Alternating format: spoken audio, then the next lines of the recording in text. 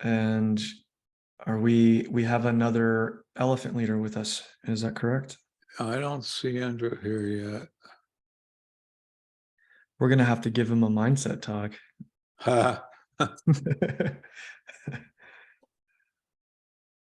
I guess so. Maybe I should have reminded him that today's the day. He'll get it.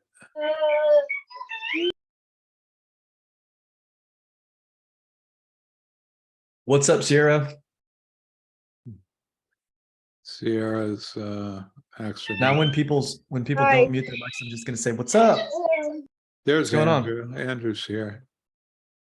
Sweet. What's up, Andrew? Hey, what's going on, man? How are you? Currently I'm fantastic. Thank you for asking. How about you? I'm doing very well. Love it. I got a cranky little kid here, so he's quiet now, so we're doing better. That's his job. That's right.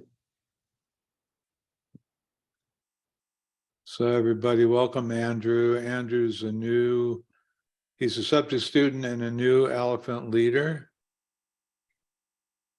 So we're going to try to get him into some really bad habits, Patrick and I. Hey, Patrick, this is Patrick as well, actually. Patrick, you have a namesake. Do you need a passing? Oh, is that your kid's name? That's my kid's name, yeah. Oh, cool. Yeah, He's gonna be nothing but trouble. Yeah, you got that right. Look at his face. He's got scrapes all over it. Yeah. He likes to hang out on the end tables. He likes to fall on concrete a lot. So So needless to say, everybody, Patrick and I did not plan anything in particular because we thought this was going to be the pace hour. Yep. And so we're going to wing it, which is what we do half the time anyway. So Yeah, why don't we open it up? I feel like we've got some new faces in here. yeah, we sure do. Love that. So let's open it up just for some questions real quick. Why don't we do that? Who wants to start us off? So for those of you just joining us, the last few meetings, we've talked about a lot of different topics. We talked about starting a business. Both Gary and I have different business models, but we found success. Mindset, flexibility in your approach, just staying on target, staying motivated, how to stay motivated, and how to break down wholesale deals, how to find wholesale deals, all kinds of stuff. We've been covering a lot of good stuff. So why don't we open it up to general Q&A real quick, and then maybe we can make some phone calls today. That's right. We did tell people if you have a seller or an agent you want us to call, well, we can do that. Yeah. But we can also underwrite deals if you like. Maria Miyake, I know you've been in a few of our meetings.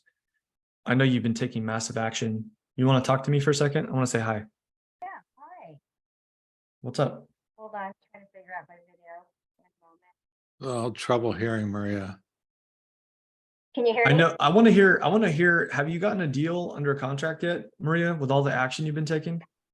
I have not gotten a deal yet. What? No Um, way. I know market's super competitive. Where are you? What market are you in?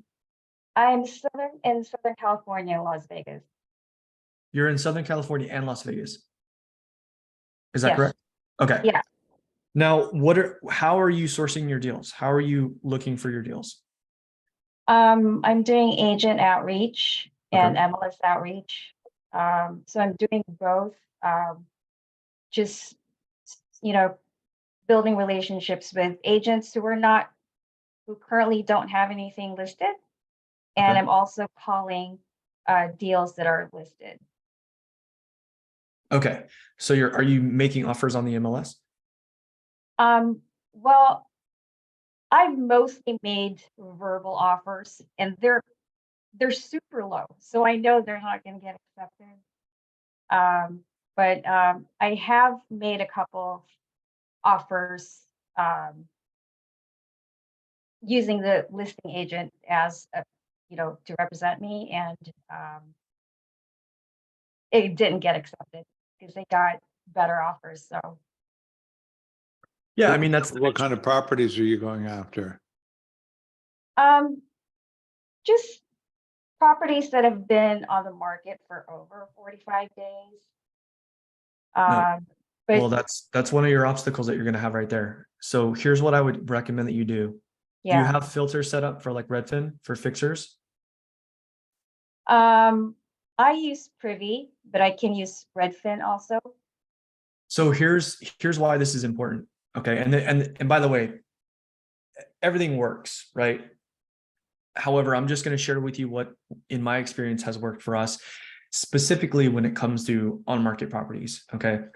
On-market properties are really tough because the obvious, you've got a million people looking at them. In fact, a lot of these third-party sites, you can see how many views they get. And in a lot of these busy markets, thousands of views within a day, right? So most of those are wholesalers, some of them are flippers. But one of the things that we found success in is getting to the agent before anybody else does, so that they can represent us. And that does a few things. Number one, it gives us an inside, edge. We have inside information. Number two, if they're representing you on that deal, there's way more communication, as you've already experienced, right? And the third thing is that if you're good at negotiation, they can become the conduit of communication between you and the seller, right? And what I mean by that is not a lot of people in the industry starting off really understand what negotiation is. And so, like, if you look at high level negotiators that come into like big corporations and they settle disputes between parties, what they do is they find a higher intention between both of those parties. And from that higher intention, they work down and they see how far down they can go to keep that level ground, right? And so what does that look like with an agent? Well, with an agent, you got to create context. And you say, hey, John, I'm just calling about your listing on 123 Main Street. This looks like an amazing project that I would be very interested in. I just want to make sure that this is actually a fixture opportunity for me. Let them talk. Oh, yeah, this is going to be a great fixture opportunity. Okay, great. So you and I both agree that it's a fixture. Let me ask you this. Is your seller willing to work with an investor? Well, what do you mean? Of course they are. Yeah, of course. What do you mean by that? Well, the thing is that we're both agreed that this is a fixer. And so for me, obviously I'm an investor and I'm in to make a profit. And John, what I'm trying to accomplish is anywhere from a 7 to a 10% net. And so what that looks like is your listing is at 500. I've got an ARV at 550, right? I know my closing costs are at about 7%. I'm trying to net 10. So that puts me at 83% of that 550, which is underneath your current ask. Plus, I haven't even spent money on reno yet. John, are you following me here? Are we still on the same page, John, or is this still an investment opportunity for me? And then they're going to say, they're either going to get it, they're either going to disagree with you, or they're either not going to get it, right? They're going to be one of those agents who has a retail mindset. And so now you know that, number one, you've created the context, you're on the same page, and now you're truly negotiating. That's what negotiation really is. Okay. So going back to the whole point that I was going to make is that what we have found, especially in California, this is my market, is that a true fixer that has a motivated seller, they're ready to take a cash offer, is going to sell anywhere from 7 to 14 days. Now, if it goes beyond that point, there's one of two things that's happening. Number one, it's either some type of physical condition with the property that they're just not going to break on price and they don't care. Maybe it's the foundation, maybe it's the roof, maybe it's a combination of the two. Or two, they're just not motivated to sell at the price in which they need to sell. Right. So going after one of the things that I would say is, instead of going after those on market for 45, 60 days, go after the on market 3 days, on market 7 days. So my filters that I set up for my team is 7 days or less.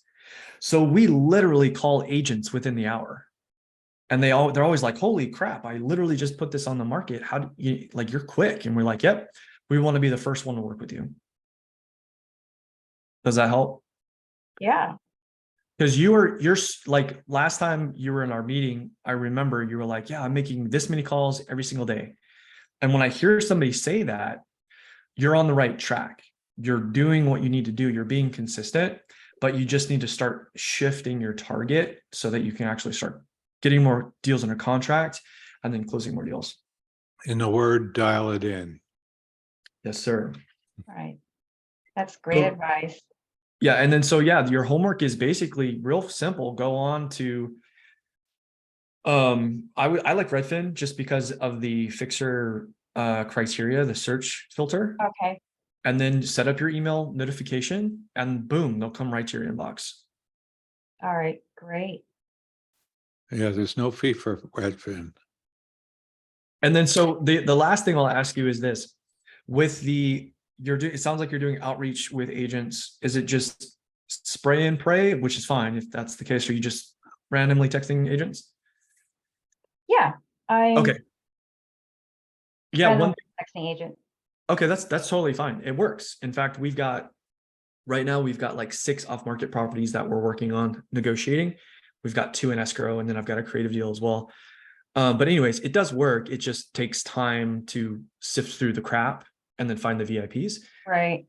Well, one thing that I would say is, like, if you're trying to make money now, or I should say make money quicker, what I would do is I would go and look at all the sold listings in those areas Okay. that are truly fixers. So you go to Redfin, sold like last 3 months, last 6 months, last 12 months, whatever, fixer, single family, and start calling those agents. Hey, John, I noticed that you sold 123 Main Street last month. Congratulations, by the way. These are the exact type of properties that I'm actually looking for. I'm just curious, do you have anything in your inventory currently that I could take a look at? And it's either going to be yes, no, or I've got something coming up.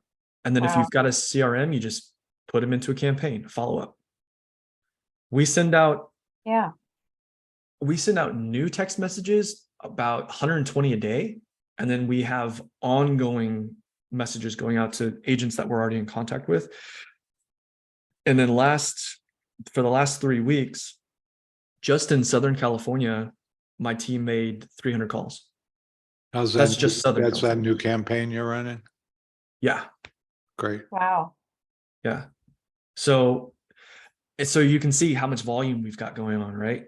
And so Right. that's really what it takes in order for you to close multiple transactions every month. Wow. These are great ideas. Thank you. I've never even thought of going to Redfin and doing that.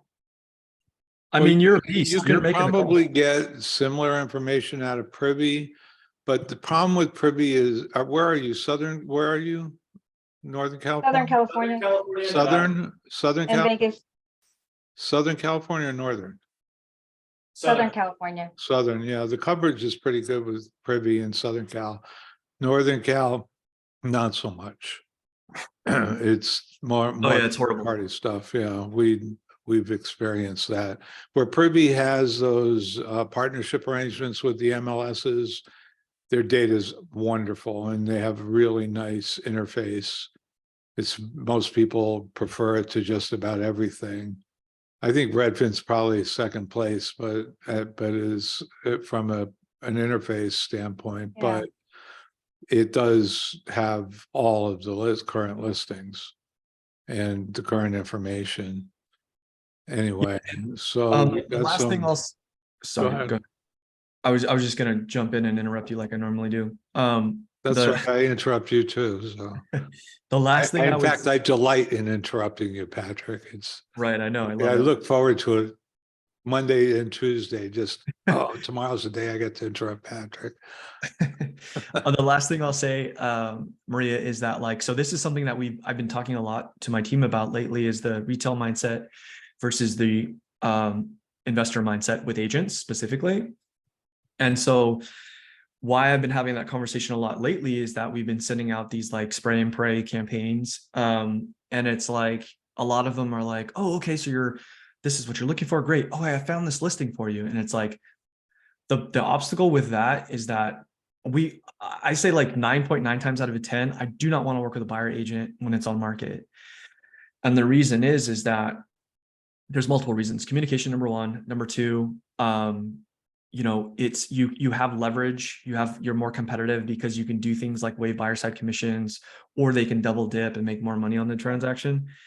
But the big one is, and this is 2 parts, when you think about going after on-market properties, if let's say something's on, it's listed for 500K, and let's say you lock it up at 500K, okay, and you're going to dispo and you're talking to buyers about it, and they see a listing history of 500K, but you've locked it up at 500K, and now you're trying to dispo at 515. Is that going to appear to them as a deal? That's a yes or no. Probably not, right? Yeah. So it's probably not going to. And now that's not always the case. Sometimes there's properties listed well, or I should say appropriately, which is rare, but occasionally you'll find those. And it still might be a deal for a flipper who just doesn't want to negotiate, doesn't want to spend the time in acquisitions, right? But generally speaking, it's not going to appear like a deal. So what I tell my team is like, number one, always work with a listing agent because you've got the insider track. Number two, if it's not underneath list, and if you're not at least dispoing at list, then it's not going to appear like a deal to the buyer. And the last really, really important one is that we always put our active listings, or excuse me, we always put the properties that we lock up that are on market as a withdrawn status for their listing status, so that when a buyer looks at it, it appears that it's off market. And we can't do that unless we're working directly with the listing agent. Got it. Does that make All right. sense? I'm Yeah. going to interrupt you now. I think Bridget's been waiting quite a while here. Bridget, you were so patient. Maria, I just want to make sure everybody gets a chance. Thank you for hanging out with us, Maria. Thank you so much.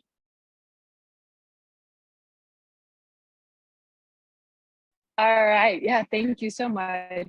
I appreciate it. Whoops.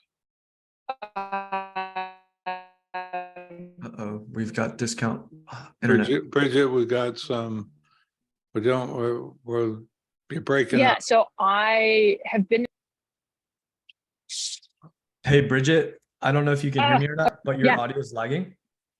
Try turning your Okay. video. Try cycling your video on and off, and then let's try it again.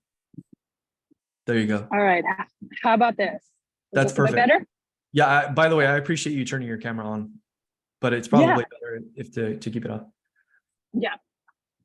Got it. Okay. Yeah. So thank you so much. I've been with Sub2 for about 9 months and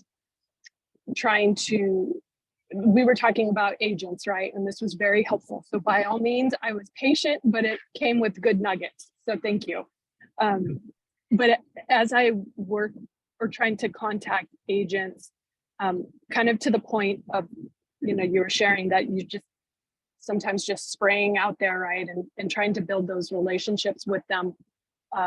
One of the things that I'm struggling with being newer is to the point that you were making, that they're sending you a lot. It's mostly junk, but I'm also trying to understand what is a good deal and what's not. And, 9 months, I feel much better than I did at the beginning of coming into Sub2 with where to find information, how to get what I need, but still maybe struggling a bit with really taking the appropriate action and being able to know a deal and not know a deal. Does that make sense? Yeah. So your question is, how do I identify if it's a deal or not? Yeah. Okay. So I feel underwriting. Yeah. 100%. I think there's certain layers to this though. Like, so Gary's 100% right. You have, like, once you start to know underwriting well enough, like earlier, I started like negotiating verbally, right? That's finding a middle ground and talking about numbers. And the more you underwrite with spreadsheets, the better you're going to get at that. But what I will say is that what I learned over the last year is that you have to triage and protect your bandwidth, right? So you have to be able to quickly filter things, deal, no deal, right? Within 60 seconds. And then if it's a maybe, then you go into the process of actually taking. Okay, but how do you get that skill? Right. Well, it takes time, but you got to spend time running around, rolling around in the numbers. Yeah, exactly. And then, then you get the mentality that, oh, I can tell right away that ratio is off. Right. But you don't get that quick draw. Oh, that's a deal. That's not a deal. That's a deal. That's not a deal until you spend the time in the numbers. You got to jump into the weeds and get your machete out and chop your way through those numbers 100 times before you develop that sixth sense. 100%. Yeah. And so I'll share with you my quick filter. Okay. So if somebody brings the deal to me, I'm looking at it. The first thing I'm looking at is the condition of the property. Is it dated and distressed or dated? Then it might be a cash deal. If it's dated and clean, it might be a creative deal too, but I have to look at the mortgage and transaction history. Okay. Mhm. So let's say, for example, I've got it, let's get the obvious out of the way. If there's a dumpy house, immediately my brain goes to cash. Immediately, because it's a fixture, which means that I could probably get it way under market. So when he Right. says cash, he means wholesale. I mean, yeah, wholesaling a cash deal. So there, in my head, there's cash and creative, guys. I'm either going to buy something on terms or it's going to be financed and we're going to pay for it. It could be cash, it could be hard money, it could be Wholesale. whatever. Right. It's wholesale deal. Okay. So it's either cash or creative. So if it's dumpy, I'm looking at cash. Now, the next thing I'll do is I'll quickly look at the mortgage transaction history. This is why you need PropStream or something like that, batch leads. So you can see, is there a note on it? How much do they owe? Why is this important? Well, if we have let's say we have a wholesale opportunity and you need to purchase the property. Let's say it's, ARV is $1 million and you need to purchase it at 600K, but there's a note they owe 650. Is it a deal? No, because your maximal allowable offer will not satisfy the loan. Does that make sense? So the filter is cash or creative. Is it dumpy or is it maybe rentable? And then I'm looking at, does it have a note? Yes or no? Okay, no note. It's free and clear, whatever. I might be able to do cash. Now, the next quick filter that I do is we know that our buyers in my market, in most markets for that matter, need to purchase a property of anywhere from like 60 to 70% ARV, depending upon the condition. So if their asking price is way above that 70%, I know that it's going to be a struggle to get it down and it may or not be an opportunity for us. But if it's close to that 70%, I might be able to continue to negotiate it down into my buyer's range.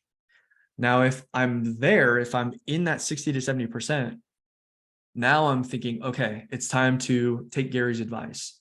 He's always harping about these spreadsheets and numbers. Now it's time to pull out a spreadsheet and do the math. Does that help? Yeah, sure does. And in fact, I know you mentioned that was something we might do today. So Sure. yeah, I'm definitely going to stay on board to What see that. market are you in? It's like reps, Southern California. And then I'm also looking North Carolina. You guys are in the right Zoom because Gary and I are dominating California. But we can help in all markets, by the way. So yeah, do you have a property Gary, should we go into a little bit of underwriting? Well, I'm happy. I'm always ready to whip out the underwriting spreadsheet if we need. Hey, Mark asked what CRM you use. Patrick and I use different. Yeah, I use Go High Level, which is REI Reply, Astro Blaster. I actually white labeled my own software and I was one of the first early adopters of Go High Level. So I created my own systems, but Astro Blaster, in my opinion, this is just my opinion. Love Pace, love Jamil. I've seen Astro Blaster and everything that they've laid out. I think it's too complicated for most users. But regardless, you guys should all have a CRM that you're Is that because a 17-year-old wrote it? Wrote the overlay? I wasn't going to bring it up. Well, it's because we're older. I mean, I'm very old, but you're like approaching the middle there now. So these young kids run circles around us. Right. Technology. I think it should be simple. I think anybody should be able to watch a few videos and pick it up. But regardless, guys, all of you guys, if your goal is to quit your W-2, if your goal is to do multiple transactions every single month, you must have a CRM. There's no possible way we could do what we're doing without one because there's just too much tracking involved. In fact, we're now going to be bringing on another project management tool just because once we open escrow, it becomes a lot of work for us to manage those transactions. But anyways, yeah, because Go High Level is a marketing tool. It's not a deal management tool. And 100%, I agree. right, right. So now you're going to get into, that's why I use a platform called Bittrex 24, which has all of that. It's a complete management platform. And it Yeah. has a marketing piece, although Go High Level is I'm not putting it down. It's an awesome program. But I've got what Bittrex gives me is it gives me chat, it gives me Trello capabilities, it gives me deal management, it gives me contact management, it gives me marketing management, websites, pay-per-click. It's got telephony integration, chat, SMS integration, all of it in one management platform. So And what Yeah, was the name so of that again? Bittrex 24. Bridget, don't Did you even put- bother with that program. It's too complex. Bridget, start with a No, spreadsheet do and not start do not tracking, start with Bittrex, guys. It's too complicated. yeah. Gary has a background in this type of stuff. So maybe Gary, you can create a video at some point and help people out with Bittrex. It's a massive tool. But look, what I would say, guys, like I've got a few questions in here at the CRM. Guys, don't get too hung up on this shit. Pull the trigger, keep moving forward. Pull the trigger, keep moving forward. Start with a spreadsheet. Don't get a CRM right away. I think people spend too much money and put too much expectation in technology. Start managing when you start getting so many deals that the spreadsheet's not working, and then you move on to implementing technology. Because there's no sense of burning through the money and getting your time unfocused on making deals. And Right. instead of, so stay with the focus of making deals before you invest in the technology. Yeah. Eventually, I'm Yeah. going to put out a training on my systems and I'm going to, give people access to it. I shouldn't even mention that, but please do not hit me up for this system yet. I'll let you guys know when it's ready. Because I truly believe that all of you guys should have your own systems that work on an ongoing basis. So, okay, back to what we were talking about, because we went way off track. You're asking about underwriting and you're in California. So let me share my screen. I'll just break it down for you real quick. Can you guys see my screen okay? We can see your whiteboard. Okay, perfect. So real simple. ARV, the after repair value, this is market value, minus closing costs. So this is agent fees, closing costs, all that stuff. So you need to know what that is for your state, right? So, and then you also need to subtract percentage of net ARV. So percentage of net ARV is like, do they want to make 10%? So this is very typical. Some buyers will do 7%. Some will even go down to 5% if they're high volume players, right? So let's say it's 500 minus, we'll just say 7% minus 10%. So you're at basically 500 times 0.83%, right? So what is that? 500 times 0.83, we're at 415. Now, depending upon your market will dictate how much money you're paying per square foot for reno. So generally speaking, what we do is about $60 a square foot in California. But again, this can vary. If it's a high level market, like $1 million and up, you might be spending 75, 80. What I would do is just give a couple contractors in your area a quick call, be like, hey, check out this address on Zillow. It's, whatever square feet. How much per square foot do you think this would cost me to do renovations? Now, just know that a lot of contractors, they don't operate like that. Their brains don't work. Just tell them to give you a quote and then divide the square footage by that quote. And that's your price per square foot, right? So let's say we have 1,000 square feet, right? So we're looking at 60K minimum reno. So we're at 415. Oops. 415 minus the 60K, right? So we're now at 355. 355. So this is our maximal Wait, allowable. you didn't take your wholesale fee off that. Oh, you're right. Thank you very much. So yeah, he's right. I didn't take, This is why we like spreadsheets, because they don't let you forget. yeah, you don't make mistakes. So generally speaking, on my purchase price, what I want to do is I typically charge on points. So what I mean by that is if I'm at 355, I'm usually charging like 3 points, 3% for my wholesale fee. So that gives me 10,000. Actually a little bit over 10,000, but I'll round down. So now my MAO, my maximal allowable offer, is actually 345. Does that help? Bridget? Yeah, yep, this is perfect. Thank you. And so you have to know a few things here. You have to know what's your closing costs in your state, generally speaking. And by the way, this would be for cash. Like if somebody's coming in cash, if they're financing it with hard money, then this number has to go up. This is why hard money buyers aren't the strongest buyers. Cash buyers. I've got a handful of cash buyers on my list where they closed them that week. They're my favorite buyers. Okay. And the other thing is There she goes again. you're lagging again. Can you repeat yourself? Up, I think that she just got Did we lose her? We just lost her. No, I'm But, back. Sorry. oh, you're back? I'm Wow. back. What I was did fall what was your question? off. I was gonna ask, like, for example, in Southern California, right? We've got Inland Empire versus South Orange County. And obviously those might look very different, right? As far as the reno cost, right, per square footage. Right.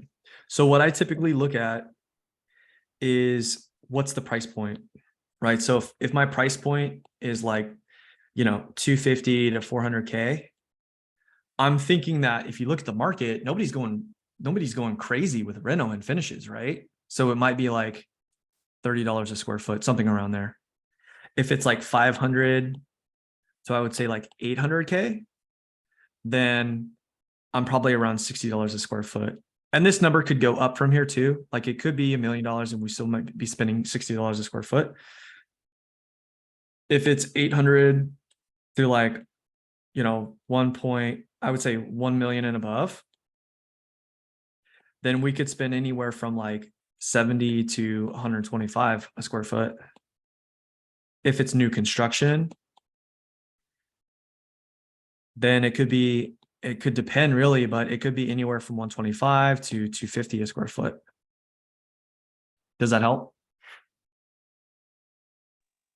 Yeah, this is very helpful. Thank you. So I'm always looking, and one of the things that really changed my perspective is when I bought my first rental, it was in a neighborhood where the price point was around like this price point. And I was like, all right, well, I'll get this guy, somebody I sold the deal to. And I was like, hey, I got this rental, take a look. And I told them I'm looking to spend 30K. And literally they were able to put new floors, a new kitchen, new appliances, new bathrooms, all of it for 30K.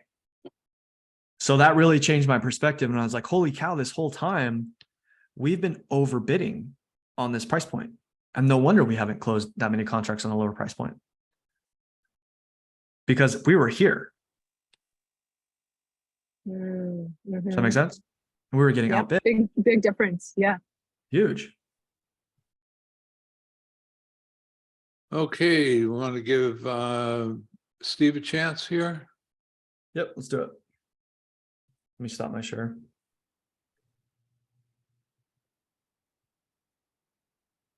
Hey, how's it going, guys? What's up?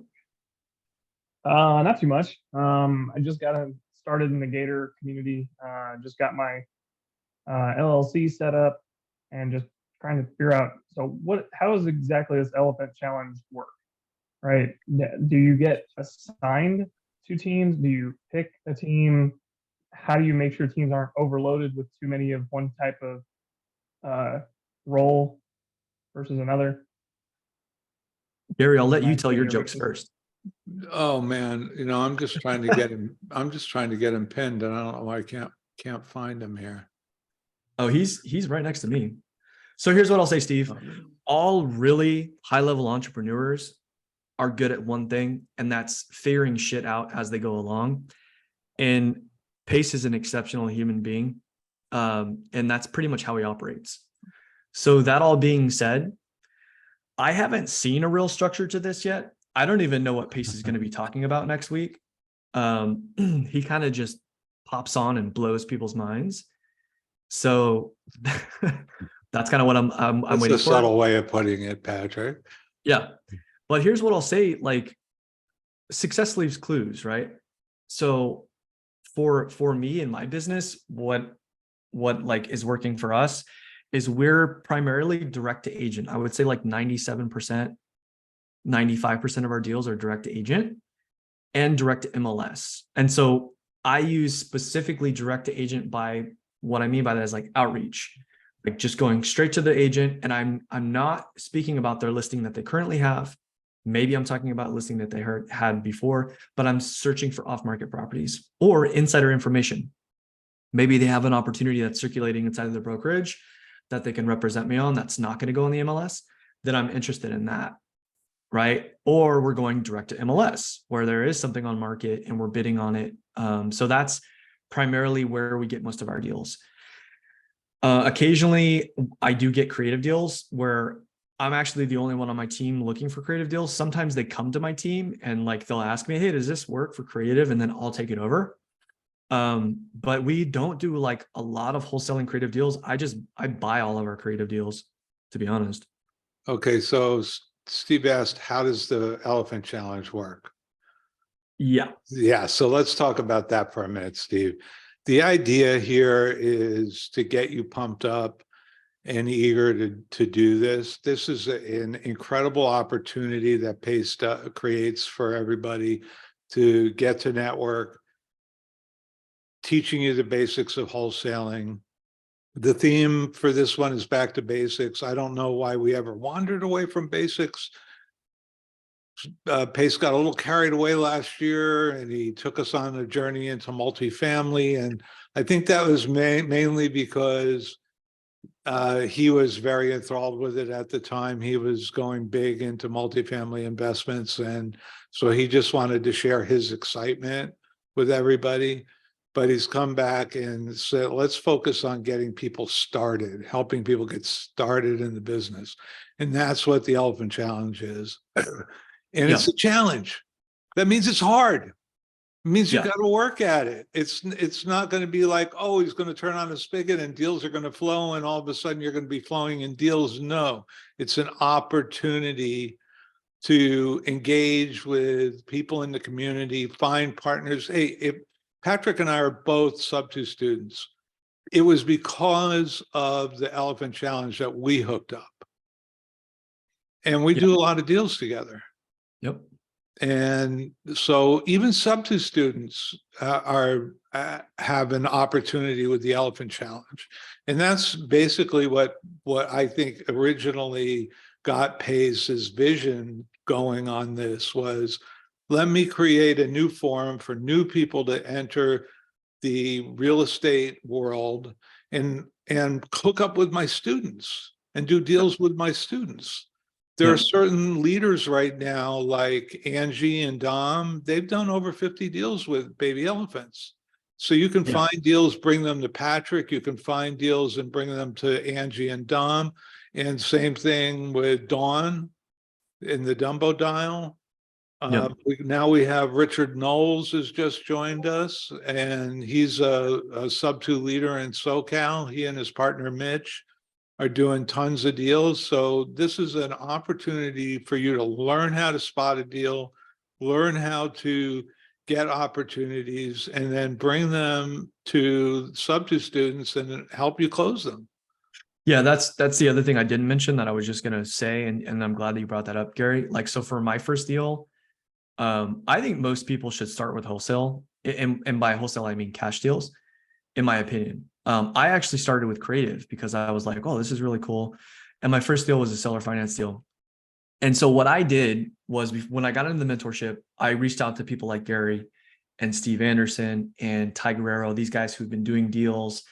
And I basically said, look, I've got a background in sales and marketing. I'm going to find opportunities and I'm going to bring them to you. Can you help me sell these? And all of them were like, yeah, we can help you. We'll give you our advice. So that's how I literally closed my first deal. Was I had no idea about the paperwork.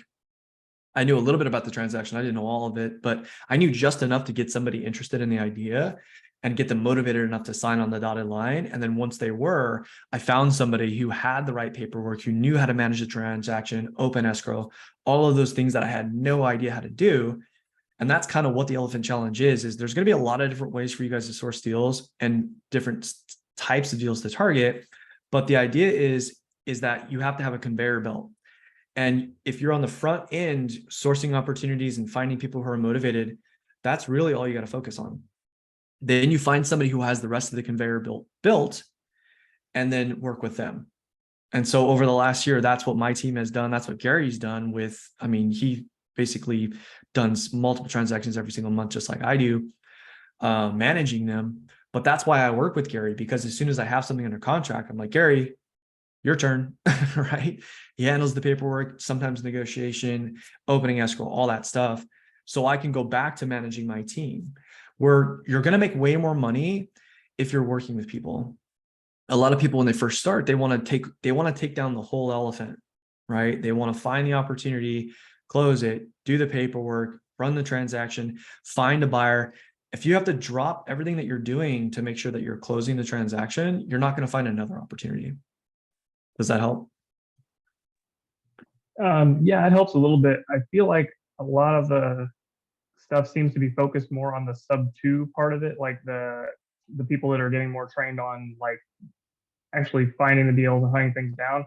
I was just curious about the gator role in that. Are we still just doing the same thing, but then hoping to get that piece of it, or?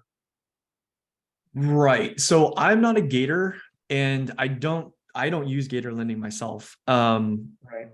So for me, man, there's a lot of gators, and I don't want to come off the wrong way. It just never made sense to me in terms of making money, because I'm not saying that you can't, but what you would have to do is you'd have to have multiple transactions. Now, if that's going to be your focus, that's okay. But what I would recommend in that case is that you become the squeaky wheel. Hey guys, I'm lending. Hey guys, I'm lending. You got to always be marketing yourself as the guy who's got whatever it is, transactional funding, to get those deals closed, right? And I mean, I don't want to go too deep into gator lending because I'm not an expert, but I do know how transactions work. And I would say that there's a lot of risk to lending, especially if it's like EMD. There's kind of like, I don't know, it's like a paradox. It's like, if you have to lend to somebody who doesn't have DMD, are they really worth lending to? You know what I mean? Yeah. So there's like that. I was That's curious about that part of it, but yeah, and that's just training my did cover some of it. yeah. That's just, by the way, that's just my opinion. And also, what I will say is, I'm in California.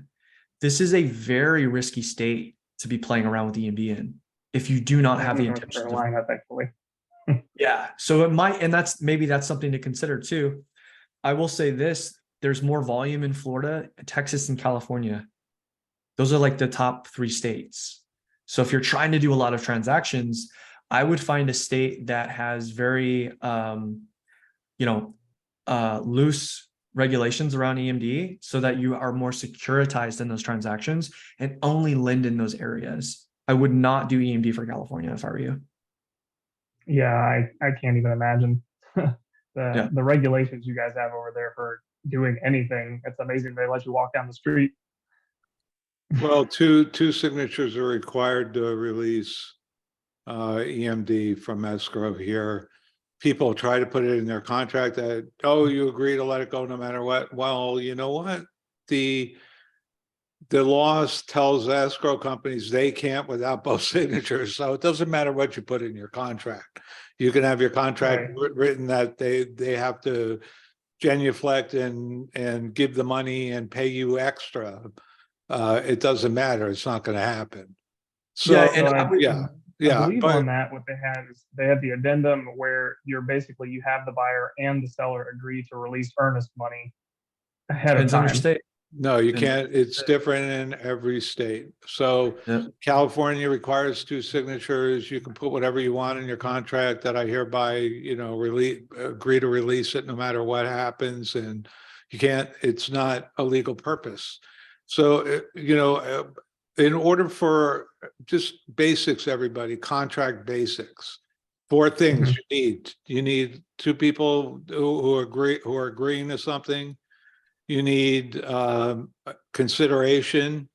The people need to be competent, and they need to be of age, of the correct age to agree. Although, there's some exceptions to doing contracts with minors. The minor isn't obligated, but the adult could be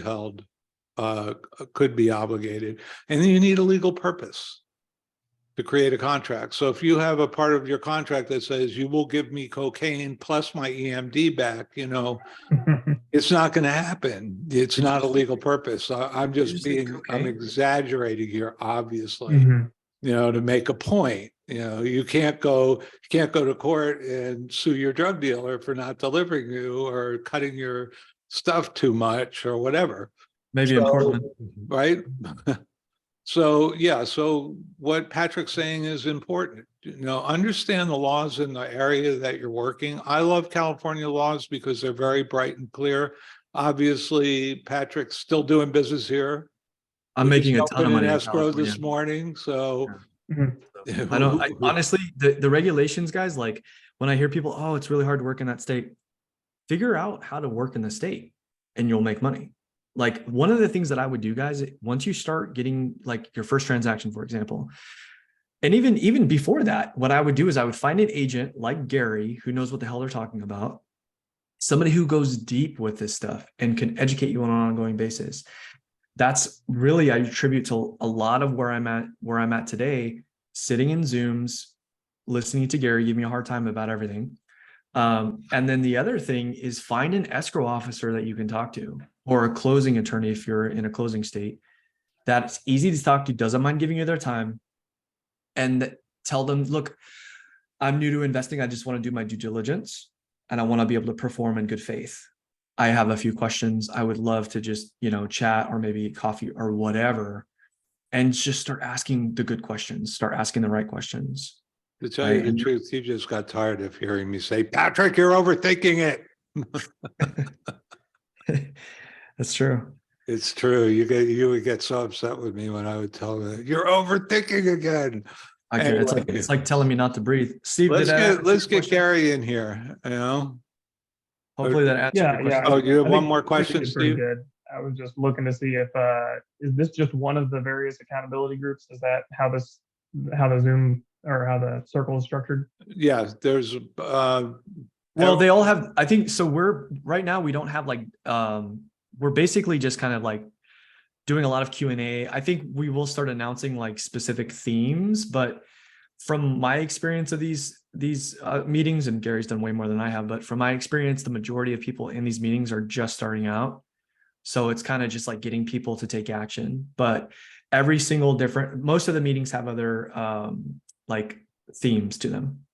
some Okay. do, some don't. I mean, some are real deal crunching experiences so look at the other ones, click into them and see what's going on. The Lion's Den, what he intends to do every week is a different topic every week. Let's see if he can hold it together, because I find that the audience takes us where they want to go. And, so What's up, Gary? hey, Gary. He's kind of got the Indiana Jones vibe going on today. I don't know about that, but was just getting back to Steve's original question. He wanted to know if things were set up as to which accountability group that you go to or not. If you go, Steve, to the Circle group, Carly Grundman has an initiating loom there, and she tells you, I'll give you the short version. No, they're not assigning groups anymore. You go down to the accountability groups and find one like this one that you found here, or go to several, and you choose the one that suits you and fits your personality best, and you work with those people. That was the question you asked to begin with. Yeah, and I would add to that, guys, if you're working in California, Gary and I are the ones that you want to talk to. Like, we've got the state locked up. Like, if you need somebody, if you need to find a buyer, or if you have something locked up, there's a buyer right here in the Zoom meeting with you. If you need any type of TC work, I feel bad calling Gary a transaction coordinator because he's so much more. But on Yeah, all I'm the creative transaction deals- master, or I've been trying to Transaction come up with master. a word for it because people think I'm a TC, but yeah, that's just a little part of what I do. if it's creative, Gary's on speed dial. on my Well, phone. my specialty is helping people get creative deals across the finish line. That's what I do. Yep. So Gary, where did he go? Did he take? Gary Ralph is, Yeah, I'm still here. he's pinned, he's here. Oh, there he is. So- Okay, I see you. I see you. So You gonna thanks start- for adding that. Gary, what's up today? How are you? Well, I'm here gathering information as usual. I had the same question that Steve did when I first got with Elephant here about a month and a half ago. And I just sort of figured it out myself, which is what you said earlier on. People sort of have to, if you're an entrepreneur, you just hammer it out for yourself. And I just kind of poked my way into every group I could find until I found a couple that I like. I like this one. I like Dawn's group. You just mentioned something specifically about you, Patrick, and Gary, that you have it locked up there in California. I'm over here in Arizona. I'm going to do my best to find some people who are your caliber in my area here. It's been a little bit harder for me to do that, but I have somebody I'm partnered up with, and I'm doing a little bit of JV work with. They're part of the Astro community, and they don't do a whole lot with seller finance or any kind of sub two over there. So in that respect, I might be at loose ends. You might get some questions sent your way, even though I'm not in your state once in a while. Well, yeah, no, I would say, like, if you need help, we can still negotiate. The only difference, like, for example, I had a conversation the other day with an agent in Atlanta, and because I'm going to be moving into that market. So it was a really cool conversation because basically I laid out the entire process of on market, off market transactions, everything in California to the agent. And she's like, just listening to the conversation, she's like, oh, cool. Okay, well, this is how it works in Atlanta. And she basically gave me the differences. So although we're heavily involved in California, we can still assist you in any state. It's just a matter of figuring out the answers to what's the difference between the state and that state. Right. I knew you guys would be have more legs up on that particular set of differences than I would. And if I can find people here locally, I will go with them because they're already dealing with it. But if I can't, I was just wondering if I would be able to throw questions in your direction or not. 100%. You got questions today? No. I am starting to look in the direction of multifamily, and I might have some more questions as that comes up. I really don't know anything about it. All I've done is wholesale so far. So, and I do not have a nest egg. There's no way I'm anywhere near a gate or anything like that. So it would definitely have to be a creative deal or something where I brought in, say, a partner, a private money partner or something like that. Okay, so you're looking to purchase multifamily on creative terms. And only if the cash flows well in the end, 100%. I don't Yeah. need a life raft.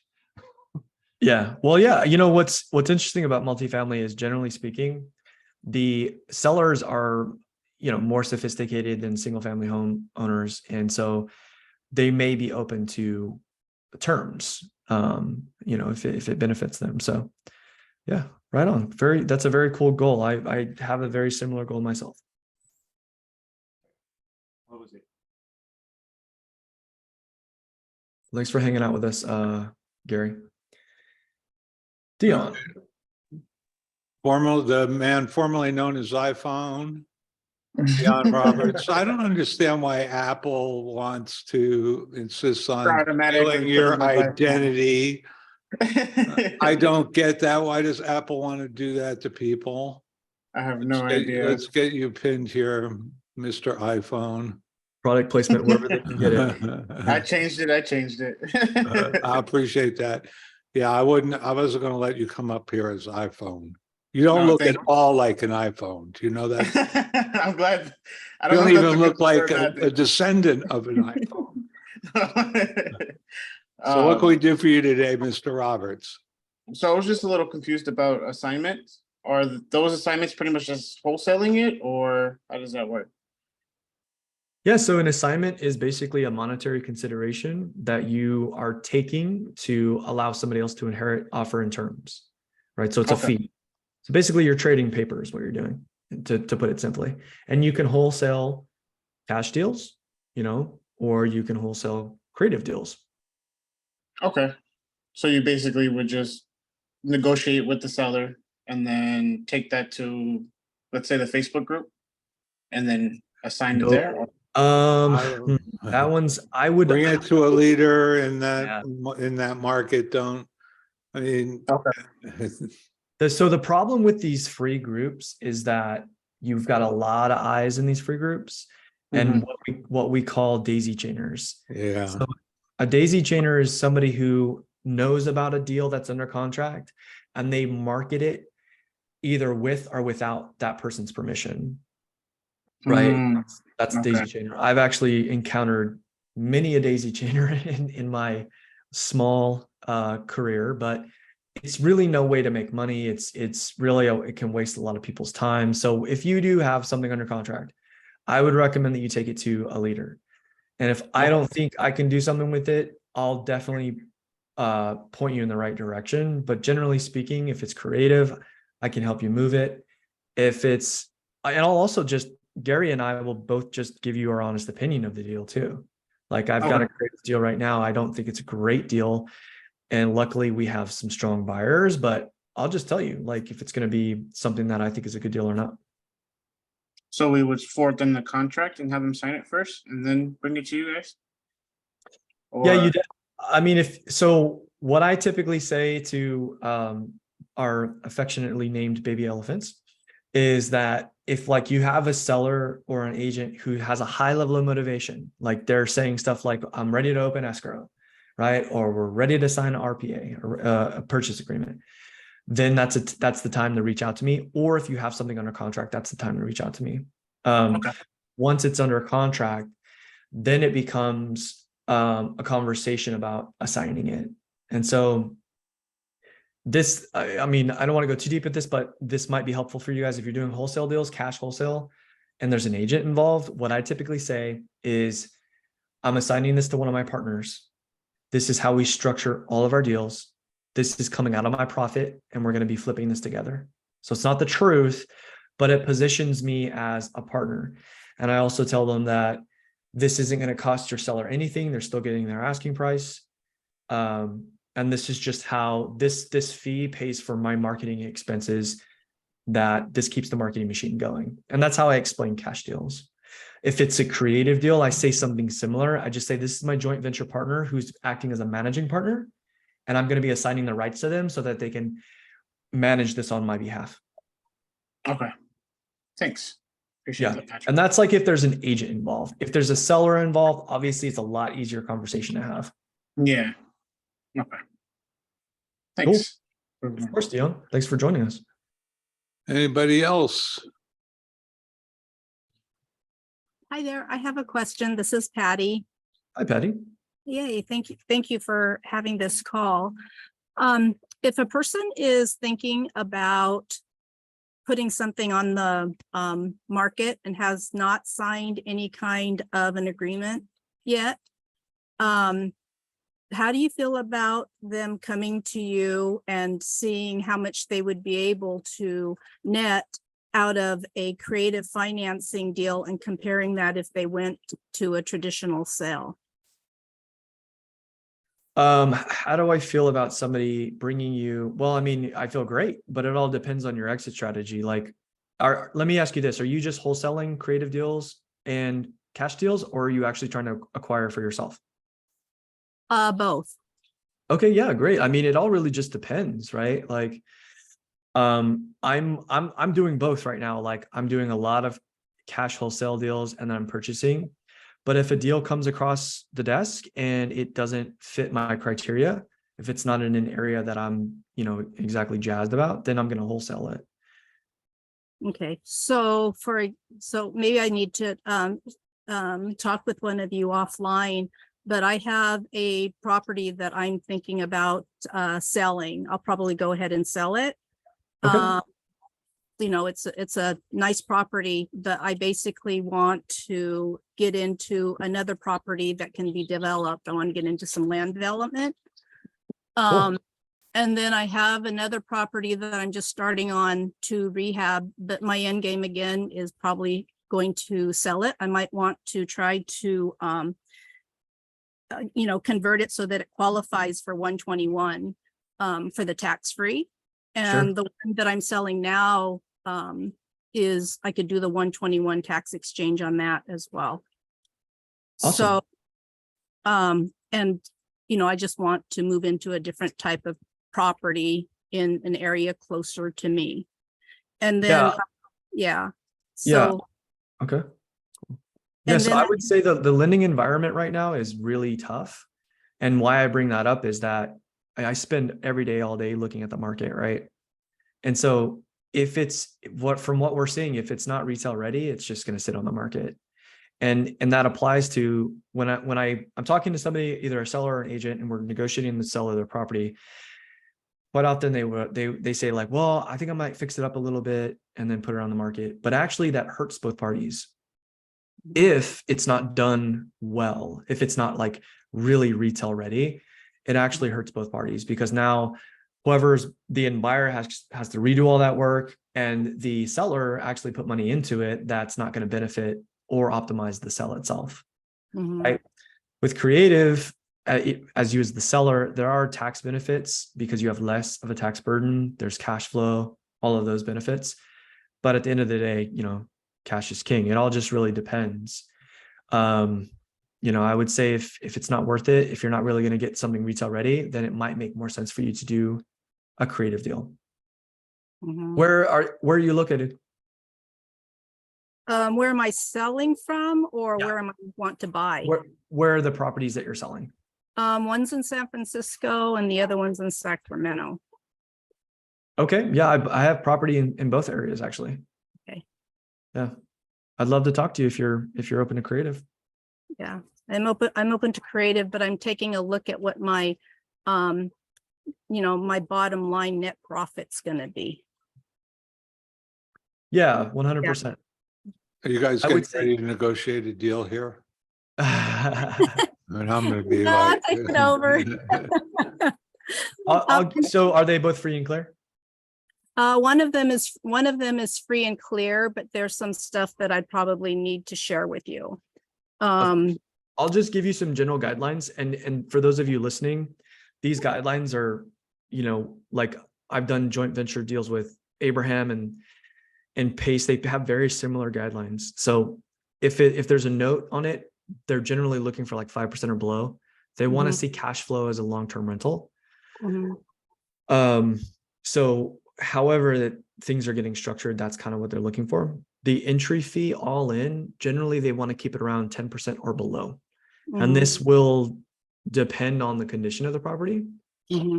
So if there's like a retail ready property, which is rare to get creative terms on, I'm definitely willing to give 10%, or if I can buy something that needs a little bit of work and the reno plus the, entry fee equals 10%, then it's a deal for me. Yeah, the one in Sacramento, I think I might just go ahead and rehab first. I think I have a really good contractor there. And then the other one is just ready to go, and that's a nice one in a nice location in San Francisco. Yeah. Okay. So Patrick, people are asking, do you have a lead sheet or a deal sheet, a way, you don't have your contact information? I am going to I have a form A that web form for that. it's not completed though, but Patty, did we answer your questions? Yeah, I guess I could talk to Patrick and just see, I could just tell him what I have, and we can just see what happens from there. Yeah, otherwise. Yeah, you're gonna Patty, have I'm gonna 50 people DM you. pouncing on you. I'm Yeah, gonna- and then I also have, I know somebody with a property in Texas. And I was talking to him today and he was interested in selling his. And then I was talking to him about the creative part and, and he's interested. He's mainly interested in cash flow.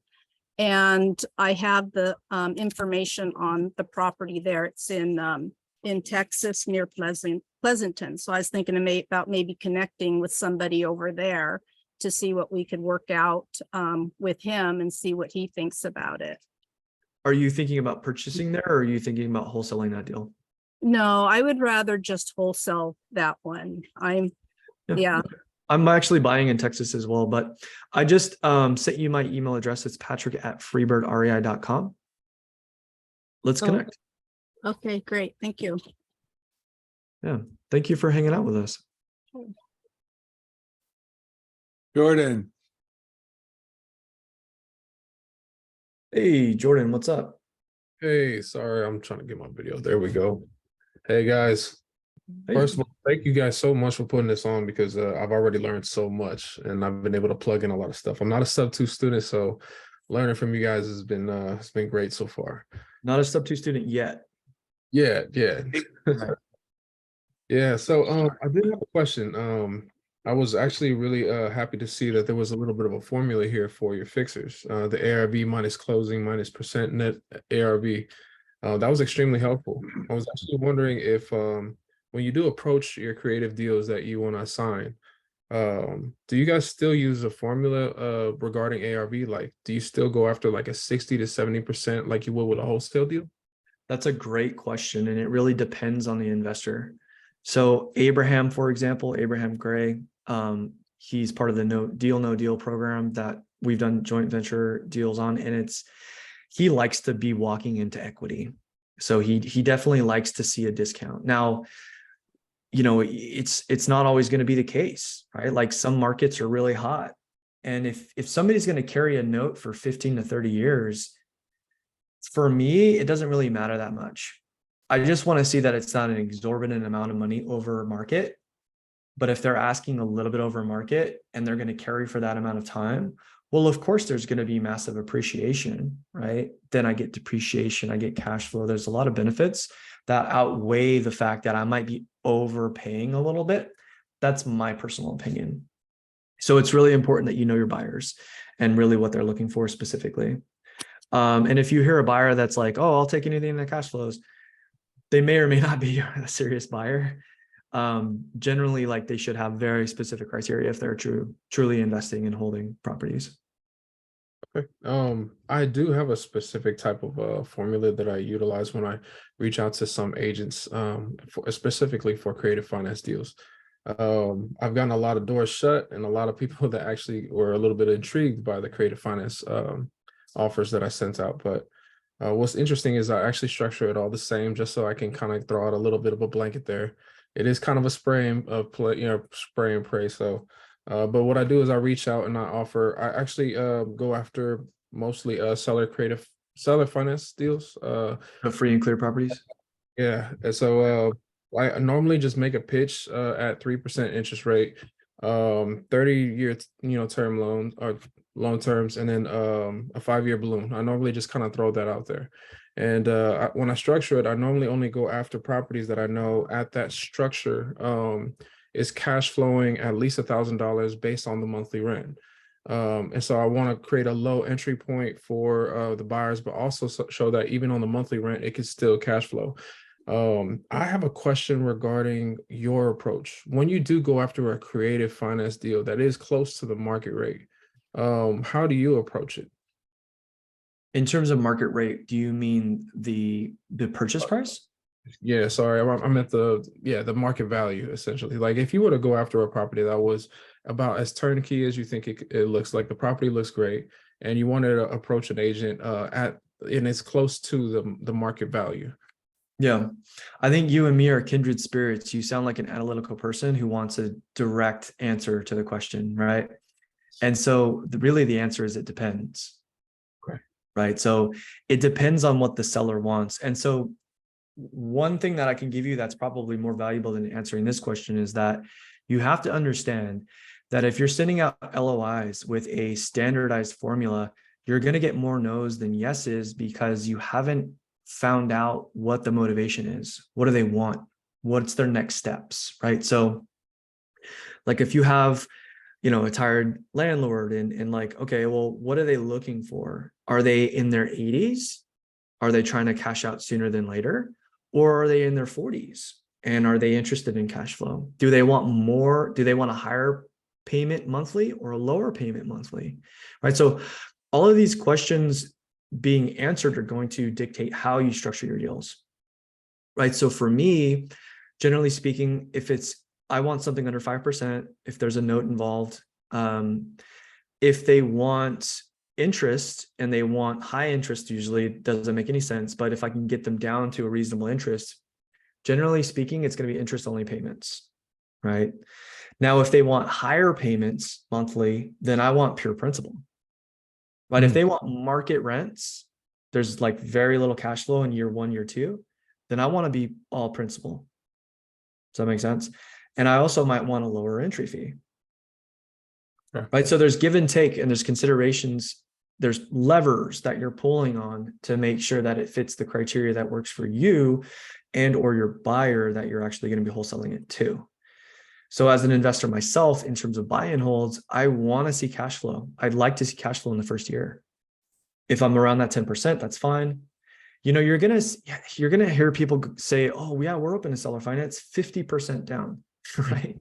Like, okay, that doesn't make any sense. Or I want, like one of my team members today brought me a quote unquote deal. And he's like, they're asking 8% interest. And I laughed. I was like, how's that a deal? And he's like, yeah, no, I'm working on them and this and that. So it all really depends. But the biggest thing that you could ask, and this is how I approach it. If there's an intermediary, if there's like an agent or somebody that you're talking to, generally what I'll say is, look, I'm an investor. I'm not moving into the thing.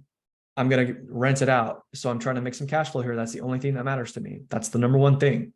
And then from there, we start talking about down payment, balloons, all of that stuff. And then I basically just give them a broad look at how we typically structure a deal. We can go interest only or principal payments. It's either going to be high or low, depending upon which one those are. This is typically the entry fee, depending upon the reno that's involved. This is generally where we balloon at. So they have a general template to go to their seller and say, this is where the guy's starting to negotiate from. Is this something that you're even open to? Right? Because remember, the difference between retail and investing is retail is put an offer on the table. I'm going to say yes or no. Investing is negotiating and figuring out what is it that you want? How can we find a middle ground that makes both parties happy? So if you're just pumping out LOIs, you're going to get a lot of no's. Yeah, thank you. That answers a lot of things for me. But luckily, I've been able to have a lot of great conversations with agents before putting out my LOIs. So I was able to do the exact thing you were saying. I was able to kind of get to the nitty gritty in terms of what their motivation was. I would say the only thing that did blow me away is what you said in terms of structuring it differently with principal and interest. Thank you so much for that. I have one final question. When you are That's analyzing the creative part of creative, Jordan. Man, still learning. I do have one question, and it's regarding certain strategies. Like for instance, I know that Pace talks a lot about pad split and Airbnb and everything like that.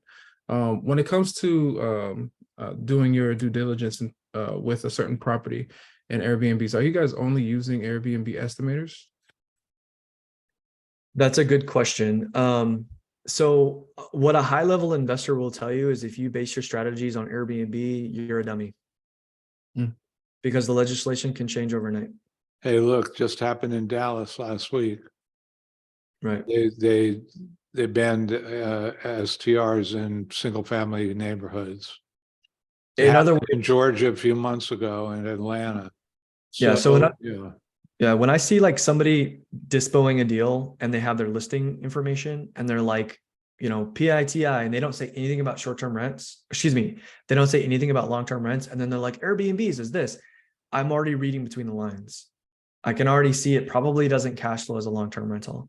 And they should have put that in the listing because that's going to differentiate between a whale and an investor that's looking for cash flow, right? There are investors out there that don't, like I sold a deal that zero cash flow and the guy just loved the house and he needed the tax depreciation, right? So, but you got to know your buyers.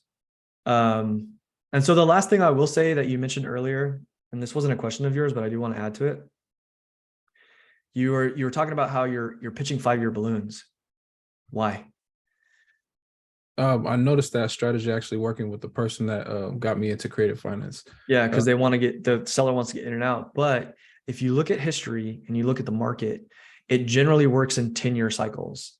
So if you're trying to leverage the asset to pay off the note, in other words, if you owe money on the note, the seller finance note, and you're trying to cash out refinance to satisfy that note, you don't know what the market's going to be like in terms of the lending environment and where those interest rates are going to be at that 5 years, right? So you're by shortening that window, you're expanding your risk, in my opinion. So Oh, you're no, opening you're yourself up. absolutely, Patrick is totally right here. You always go for the 10-year. Yep. And you might want to start a little higher knowing that you're going to negotiate it down. And if they insist on the 5, then you negotiate something. Well, okay, I'll give you the 5, but here's what I'd like to do. If this house doesn't appreciate doesn't appraise for, 100% of what I'm paying for it in 5 years, I want the right to renew, provided that all my payments have been on time. So you get a renewable 5-year. Yeah. The formula for that is the carry price, the carry amount times 1.25. That is the appraisal trigger. So you tell the seller, if this doesn't appraise for X on year 5, I have a 3-year option to extend, or I have a 4-year option to extend, so on and so forth. Well, And the you beauty can do behind that- any formula you want there. Yeah, you This has got to make sense, like, especially if you're overpaying, because I have a couple investors that will overpay to get better terms. And then, okay, well, it's got to appreciate for 80% of the value I'm paying you, but if you're getting a good price, then Patrick's 1.25 works. So it's whatever works for you, but you try to get that renewable term. Yeah. And this also uses the seller psychology against them, because they're going to be like, oh, it's a wonderful property. It's worth, millions of dollars or whatever. Right. And then you go, oh, that sounds amazing. Yeah, you're right. This property is worth so much. And so it should appreciate. Right. And so you're using their psychology against them in that negotiation. Thank you guys so much. Thank you. I truly appreciate this information. 100%, man. Thanks for joining us. Bring your friends. Hey, guys, if you have deals that you're trying to find buyers for, the place to post them would be not in Circle, because Pace doesn't want them there. He wants you to either work with Sub2 leaders or go into his creative finance group in Facebook, if you definitely want to go the Facebook route. But just be careful, like Patrick cautioned you earlier. Yeah, we do not want somebody trying to dispo your deals without your knowledge. I've even seen a Sub2 student do that. Yeah, it happens. It definitely happens. Okay, well, we're 20 minutes after the first hour here. We don't set a hard time limit, but I don't see any hands raised. Allison, who were you asking one of us for an example from a recent sale? I'm just trying to make sure we get the questions answered, and I'm glad to see you guys. Okay, well, you're asking one of us. Yes, if you could show an example from maybe one of your latest sales so that we can see exactly the breakdown that happened. An example of what? I'm sorry, of a house that you put under contract. So before I was looking, I'm so sorry. Before I was looking at homes that have been on the market 80 days and old and over. for possible, talking to agents for homes that have been older, which I've been able to talk to agents. They've been happy to talk to me about the houses, but I've been finding things like foundation issues and things like that. So just now, as he was explaining that in your market in California, you look for deals, or I'm sorry, for properties that have just been listed.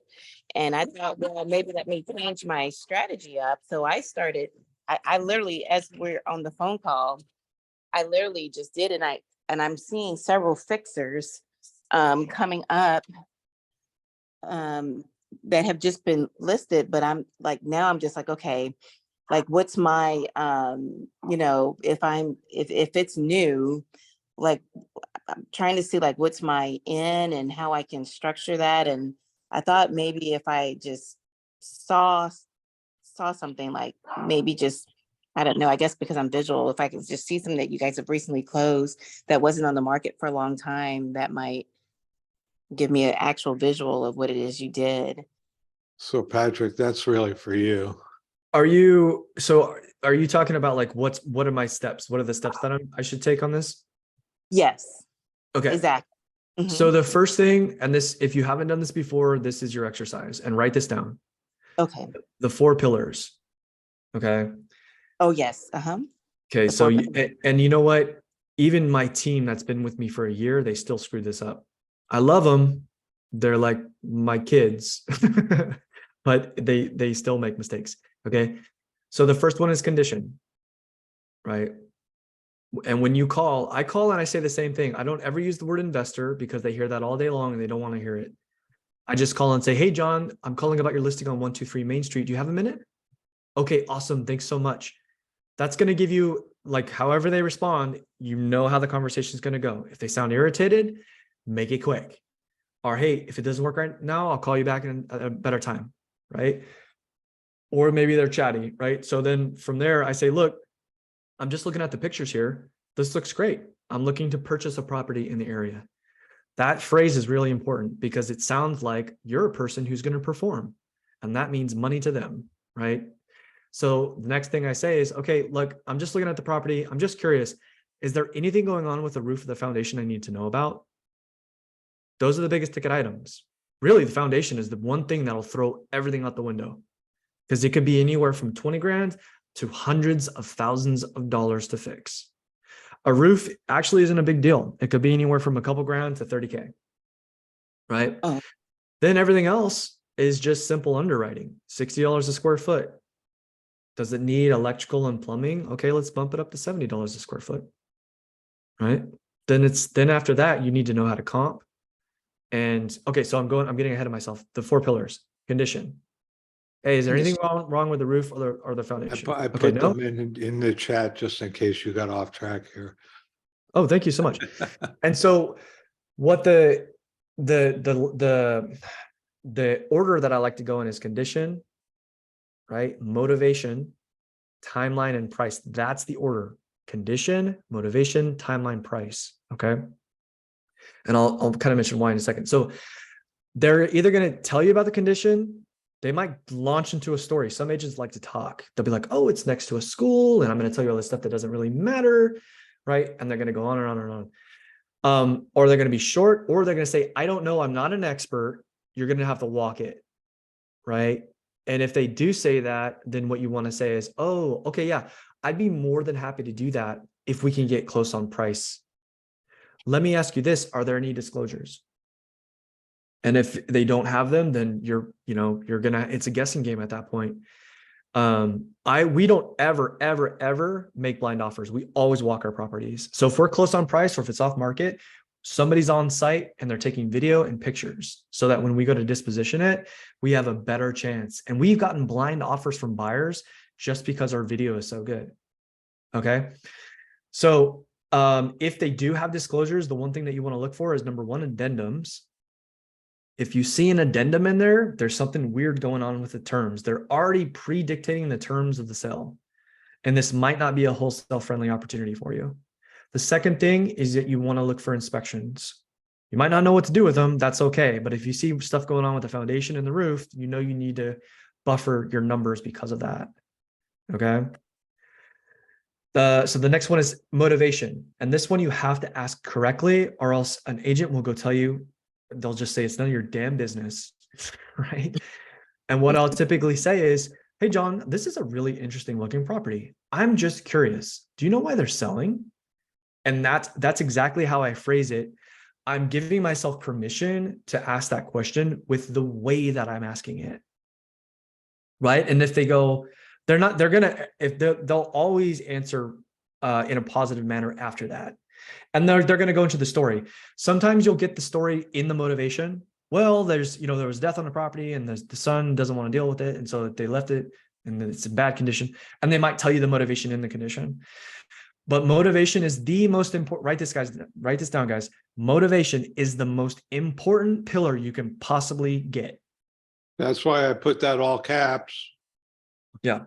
If you do not have motivation in the 4 pillars and you bring an opportunity to me, it is not yet an opportunity because I don't know where the motivation is.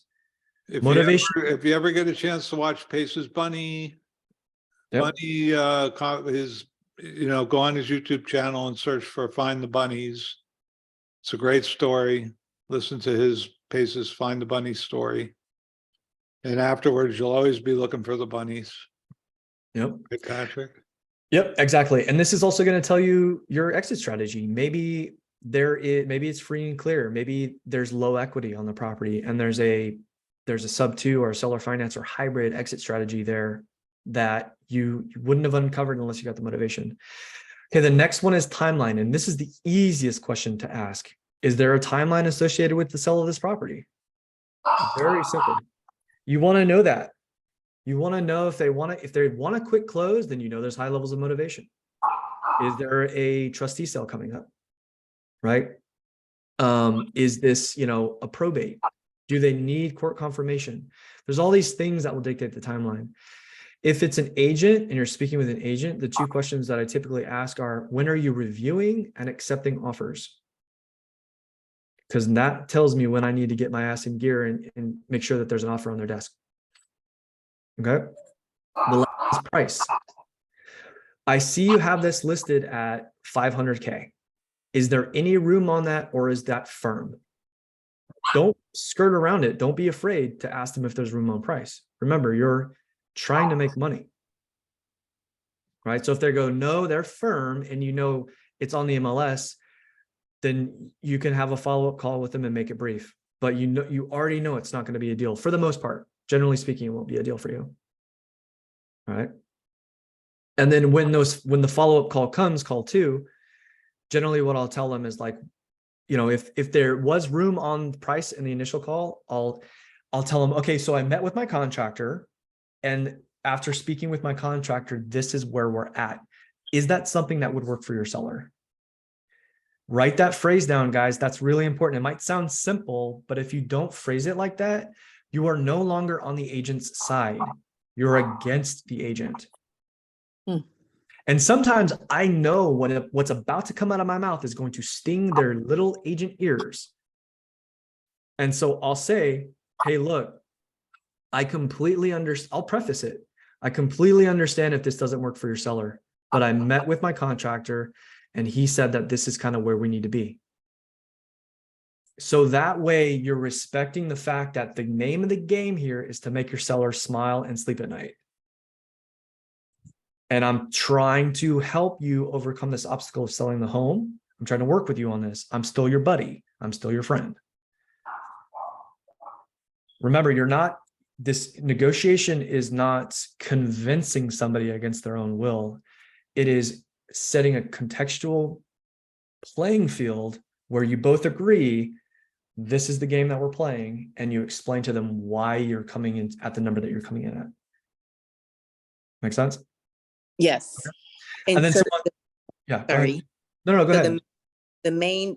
your biggest red flag from what I'm hearing is if there's an addendum and if there's something going on with the foundation.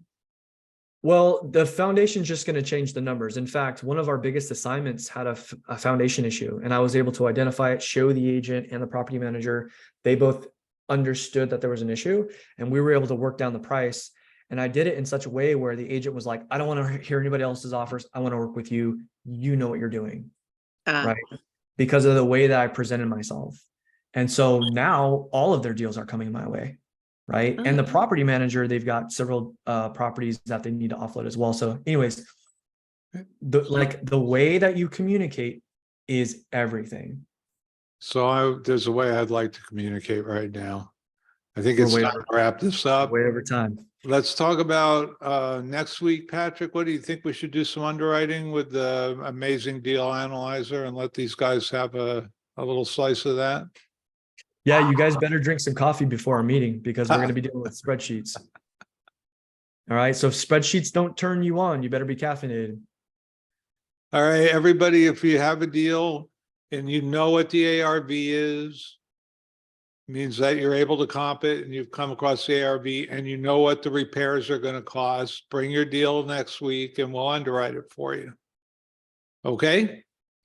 All right, everybody, thank you so much. This has been a great hour and a half. I think we got through a lot of material here. Really appreciate you. I'll do this again next week. Same bat time, same bat channel. All right, take care, Guys. guys. Bye. Bye, guys.